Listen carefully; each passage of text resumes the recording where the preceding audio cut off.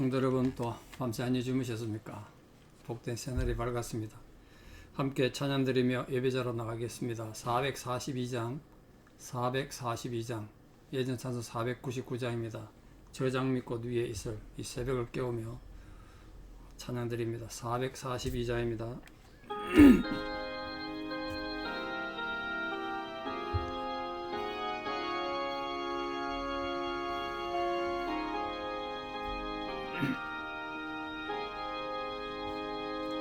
저장 밑꽃 위에 있을 아직 맺혀 있는 것때에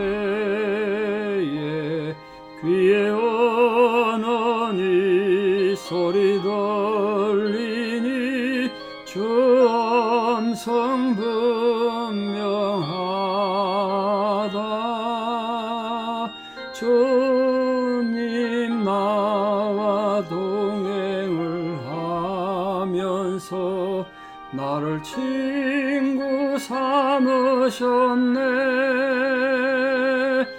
우리 서로 받은 그 기쁨은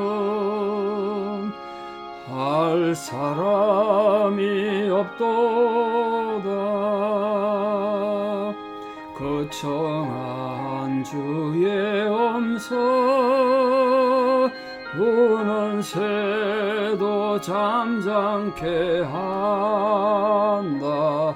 내게 들리던 주의 음성이 널 귀에 쟁쟁하다.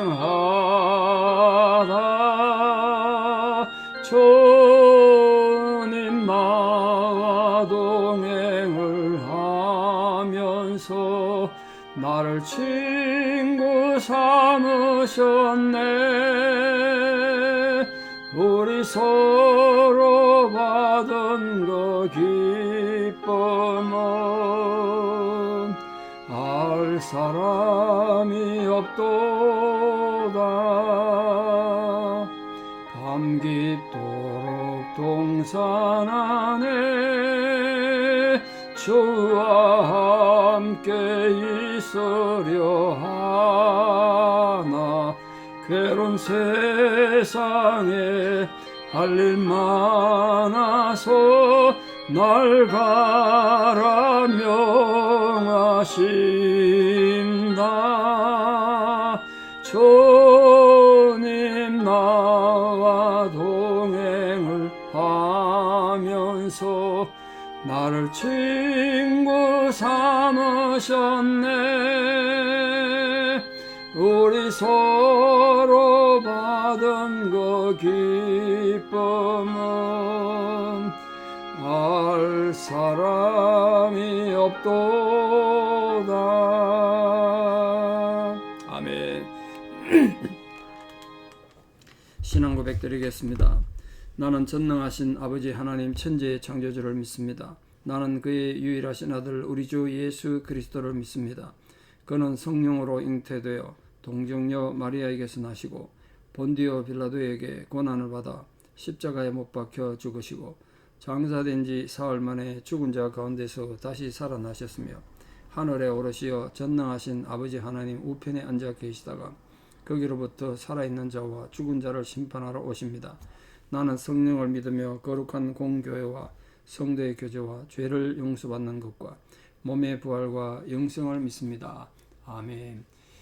2023년 8월 31일 목요일 새벽 하나님 주신 말씀 사무엘상 10장 7절에서 16절입니다. 사무엘상 10장 7절에서 16절. 사무엘상 10장 7절입니다. 봉독에 올리겠습니다. 이 징조가 네게 임하거든 너는 기회를 따라 행하라. 하나님이 너와 함께 하시느니라. 너는 나보다 앞서 길갈로 내려가라. 내가 네게로 내려가서 번제와 화목제를 드리리니 내가 네게 가서 네가 행할 것을 가르칠 때까지 7일 동안 기다리라. 그가 사무엘에게서 떠나려고 몸을 돌이킬 때에 하나님이 새 마음을 주셨고 그날 그 징조도 다 응하니라. 그들이 산에 이를 때 선지자의 무리가 그를 영접하고 하나님의 영이 사울에게 크게 임함으로 그가 그들 중에서 예언을 하니 전에 사울을 알던 모든 사람들이 사울이 선지자들과 함께 예언함을 보고 서로 이르되 기스의 아들에게 무슨 일이 일어났느냐 사울도 선지자들 중에 있느냐 하고 그곳에 어떤 사람은 말하 이르되 그들의 아버지가 누구냐 한지라. 그러므로 속담이 되어 이르되 사울도 선지자들 중에 있느냐 하더라. 사울이 예언하기를 마치고 산당으로 가니라. 사울의 숙부가 사울과 그의 사원에게 이르되 너희가 어디로 갔더냐. 사울이 이르되 암나기들을 찾다가 찾지 못하므로 사무엘에게 갔었나이다 하니 사울의 숙부가 이르되 청하노니 사무엘이 너에게 이런 말을 내게 말하라 하니라. 사울이 그의 숙부에게 말하되 그가 암나기들을 찾았다고 우리에게 분명히 말하되이다 하고 사무엘이 말하던 나라의 일은 말하지 아니하니라. 아멘. 제가 사울에 대해서 성경을 읽을수록 처음 사울은 굉장히 사람이 좀 순수하고 순진했던 것 같습니다. 그래서 저는 사울의 비극적 최후를 참 안타깝게 생각하는데요. 왜 그 모습 속에서 우리들 모습이 너무 많이 보이기 때문에 그렇습니다. 처음 시작은 순수하고 아름다웠던 사람인데 그게 계속 유지됐으면 참 좋았을 텐데 하는 아쉬움이 정말 남는 사람이죠. 그래서 사무엘이 사울에게 하나님의 명령으로 기름 부음 받고 네가 이 나라 왕이다 그러면서 이렇게 말했습니다. 기회를 따라 행하라. 기회를 따라 행하라. 무슨 뜻이겠습니까? 기회주의자가 되라 이런 뜻이 아니고 그 기회는 무슨 기회냐면 하나님의 영이 임하여서 하나님이 너와 함께 하시는 그 기회를 말합니다. 그러니까 네 생각과 네 감정으로 함부로 행동하지 말고 이제 네가 기름 부음 받은 왕이 됐다고 해도 하나님의 영이 네게 인도함을 받고 하나님의 영이 네게 임해서 그 영의 인도를 따라서 그런 기회가 오면 하나님의 기름 부음 받은 왕으로 행동하라. 너 그 기회가 언제 올지 모르지만 그 기회를 잘 기다려라.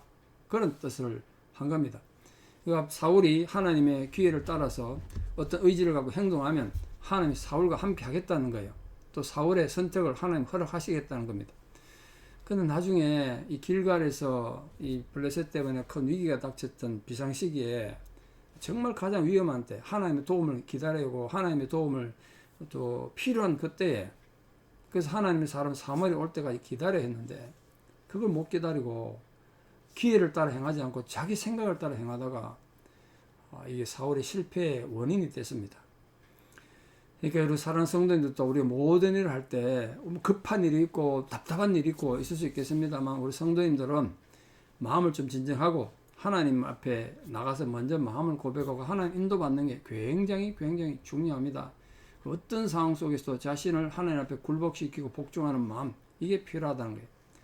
근데 그걸 가르치기 위해서 사울이 사무엘로부터 명령을 받습니다. 길갈에 가거든 7일 동안 기다리라는 거예요. 7일 동안.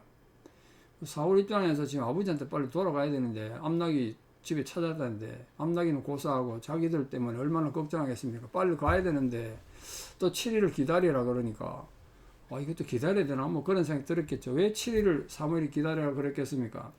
하나님 앞에 길갈에서 제사를 드린 뒤에 이스라엘을 어떻게 다스릴 건가 이거를 이제 가르쳐 주려고 기다리라 그런 거예요. 그때나 지금이나 하나님 앞에 참된 말씀의 순종과 지혜를 가진 사람은 하나님 때를 기다릴 줄 알아야 돼요. 너무 서두르다가 문제를 많이 걸치죠. 그러니까 우리가 하나님 말씀을 앞세우지 않고 자기 뜻을 먼저 앞세워서 뭔가를 해보려고 하는 것 자체가 때로는 인생을 실패자로 만들고 또 그게 하나님의 죄가 될 때가 많습니다. 늘 하나님 때를 기다리는 성도님 되십시오.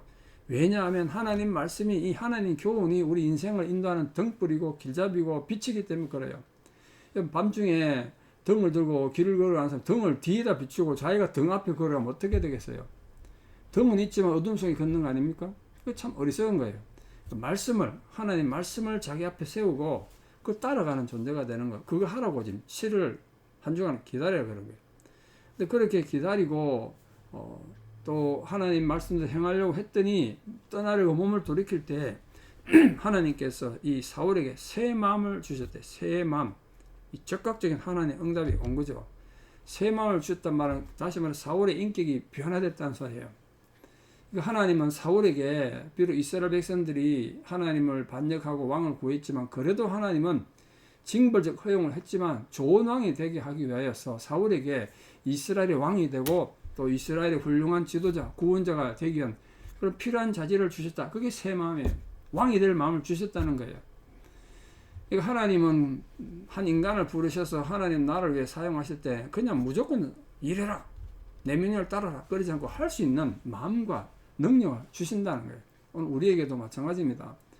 예를 우리가 직장생활을 하고 장사를 하고 먹고도 살아야 되고 가정도 꾸려야 되고 자식들도 키우고 또 이렇게 늙고 병들어서 힘들고 어려울지 모르겠습니다만, 여러분이 지금 처해 있는 모든 상황에서 그 상황을 이겨내고 상황을 또 견뎌내고 극복할 수 있는 새 마음이 필요합니다. 새 마음이. 오늘 하나님께서도 여러분 모두에게 오늘 이 시대에 필요한 사울에게 주셨던 새 마음을 여러분에게도 주셔서 그 하나님 주신 새 마음의 힘에 의지해서 용기를 가지고 살아가는 성도들 되기를 진심으로 축복합니다. 자, 사울이 17회에 보면 선지자들 무리 가운데서 예언을 했다. 예언. 이 선지자들 무리 가운데서 예언을 했으니까 선지자들이 얼마나 놀랐겠습니까? 예언했다는 건 하나님 말씀을 선포하고 또 하나님이 주신 신변 무슨 뜻을 깨달았다는 건데, 그렇게 할 수 있었던 이유가 뭐라고요? 성령이 그에게 임한 거예요. 하나님 영이 그에게 임했다. 저도 제가 처음 방언할 때 고등학교 1학년 때였는데요. 방언을 처음 하고 났을 때 내가 얼마나 좋기도 하면서 두렵고 무섭고 혼자 예배당에 넓은 예배당 혼자 기도하다가 방언을 받았는데요. 정말 신기했습니다. 내 입에서 막 이해도 못하는 말이 막 꼬부라져 나오는데 그 하나님 영이 오니까 성령이 그렇게 되더라고요. 지금 사울이 그런 거죠. 뭐 무의식이나 황홀한 상태에 있었다는 건 아닌데 하나님 영에 감동이 돼가지고 말씀을 선포하고 예언을 했다는 거예요.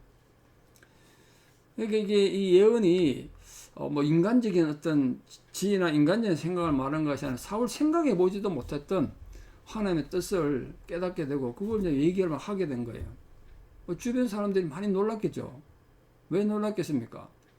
이 사울이 이렇게 이스라엘 백성들이 사울을 왕으로 인정할 수 있도록 그렇게 이제 자질을 갖추가는 거예요. 선지자들이 보고 놀란 거죠. 왜 놀랐느냐면 사울이 또 사울과 그의 온 가문이 이 선지자 학교에서 뭐 수업받은 일이 없는데도 선지자 학생들보다 더 훌륭하게 예언을 했기 때문에 그래요. 그게 놀란 거죠. 하나님은 아무리 미천하고 부족하고 어리석은 존재라도 하나님이 이렇게 쓰시려고 하면 하나님 함께 하시고, 또 하나님은 그런 약한 자를 통해서도 볼품없는 자들을 통해서도 하나님이 하신다는 걸 선지자들이 몰랐기 때문에 놀란 거예요. 오늘날도 마찬가지입니다. 세상에는 약하고 쓸모없어 보이는 존재일지라도 하나님께서 그 사람 도로 쓰시려면 얼마든지 쓰시는 거예요. 그러니까 여러분 모두가 우리 성도님들이 정말 하나님이 도로 쓰실 수 있는 세상이 놀라는, 야 저런 사람이 어떻게 저렇게 지혜롭고 그 깊은 인생의 깊이를 가졌는가 이렇게 놀랄 수 있는 하나님의 예언을 하는 모든 성도 되기를 예수 이름으로 축복합니다. 자, 근데 그 지나가다 어떤 사람들이 이제 거기 선지학교에 있는 사람하고 또 다른 사람들이 와서 사울이 예언하는 걸 보고 놀란 겁니다. 그래서 물었습니다. 그들의 아버지가 누구냐? 이때 아버지라는 아비가 누구냐? 아버지라는 건 육신의 아버지를 말하는 게 아니고요. 이 선지학교에서 선지자 역할을 할 수 있도록, 이 예언을 할 수 있도록 훈련한 지도자, 영적 아버지 말이에요. 영적 아버지. 누가 이 사람을 가르쳤나? 이렇게 선지자가 되도록 사울이 예언하고 선지자 노릇하고 있으니까. 이 지도자를 말해요. 선지자들 중에 있었겠죠. 근데 그 아비가 누구죠? 사무엘이지, 사무엘. 자, 이제 결론으로 집에 돌아갔습니다. 나중에 이 사울이 예언도 하고 하니까 이런 속담이 발생했다는 거 아닙니까? 사울도 선지자들 중에 있느냐? 이 속담의 의미가 뭡니까? 사울은 선지자가 될 만한 그런 훈련도 없고 자질이 안 되는 사람이었다는 거 아니겠습니까? 그런데도 선지자처럼 되니까 사울도 선지자냐? 뭐 그런 좀 비웃는 거죠. 쉽게 말하면 이스라엘 속담이 된 거예요. 예. 꼴뚜기도 생선이냐? 뭐 이런 뜻입니다. 쉽게 말하면 꼴뚜기가 그 조그만한 거 작은 건데 그것도 생선이란 거야. 그런 뜻으로 사울도 선지자 중에 있느냐? 사울처럼 볼품없고 연약한 존재도 선지자가 되는데 하물며 뭐 나는 못 되겠냐? 이런 뜻입니다. 자, 집에 갔더니 숙부가 묻습니다. 숙부가 너 어디 갔다 왔냐? 그동안 무슨 일이 있었냐? 오랜 세월이 지금 집에 안 왔으니까. 이렇게 대답합니다. 사무엘을 만났다. 자기들이 암나기 찾다가 찾지 못해서 사무엘한테 가서 물어서 암나기 찾았다. 그 사무엘이 뭐라고 말하더냐? 그렇게 물었다는 거야. 이제 여기서 인생의 갈림길이 등장하는데요. 여기에 이 사울의 인품이, 아까도 제가 말씀드렸다시피 사울이 처음 등장할 때 이 모습이 얼마나 아름다운 거 보세요. 오늘 사울이 자기 숙부에게 어떻게 말하는가 보십시오. 이 사울의 인격, 사울의 인품이랄까요? 거기에 지금 드러나는 세 가지를 말했는데, 첫째, 이 사울의 겸손함을 엿볼 수 있죠. 사람이 자기가 지위가 올라가고 성공하면 막 자랑하고 싶지 않습니까? 내가 왕이 됐습니다, 삼촌. 뭐 그럴 수 있지 않아요? 근데 침묵으로 말하지 않았어요. 자기한테 무슨 일이 일어났는지. 겸손한 거죠. 자기를 드러내기를 원치 않았어요. 두 번째로, 아주 사려 깊은 이 사울의 마음을 볼 수 있습니다. 자신이 아직 직접 왕이 됐지만, 사무엘에서 왕이 됐지만 아직 공식적인 뭐 즉위식을 안 했지 않습니까? 근데 그때까지 기다려야 되지. 그게 밝혀질 때까지, 모든 백성들이 사울을 왕으로 인정할 때까지 그걸 함부로 말하면 안 되는구나, 이렇게 말했다는 생각한 거죠. 마지막으로, 하나님을 그래도 의지하는 사울이었기 때문에 이 중요한 얘기를 발설하지 않았다. 자신의 뜻대로 사무엘이 나에게 기름 붓고 내가 이 나라 왕이 된답니다, 이런 말 할 수 있는데 안 했다는 거예요. 그래서 이때까지만 해도 사울은 하나님을 의지하고 또 신중하고 겸손한 사람이었다. 순수한 인격자였죠. 근데 안타깝게도 우리가 알다시피 해가 거듭될수록, 사울이 40년 왕이 있었는데요, 40년 가니까 10년이면 강산도 변한다는데 인간의 마음도 변하더라고요. 해가 거듭될수록 정치적 야망이 쌓여가고 인간의 욕망이 쌓여가고 나중엔 정신 이상까지 오는 정도로 비정상적인 인격이 되어버렸지 않습니까? 그러므로 사람 모든 성도님들, 하나님께서 아무리 여러분에게 많은 복을 주시고 삶의 기회를 주시고 능력을 주셔서 위대한 존재가 되더라도 그것 때문에 망하는 일이 없도록, 그것 때문에 도리어 파멸에 이르지 않도록 끝까지 겸손할 수 있는 분 되기 바랍니다. 끝까지 순성을 유지할 수 있는 분 되기 바라요.